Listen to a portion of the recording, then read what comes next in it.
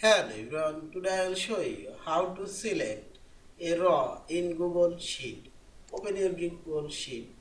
We can select row in Google Sheet two ways.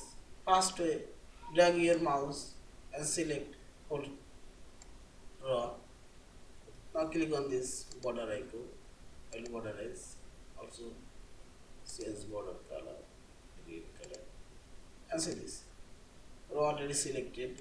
Also you can select this row by one click on the serial number and see this row already selected and press Ctrl, again click this raw serial and see this selected. Now let's change this border style.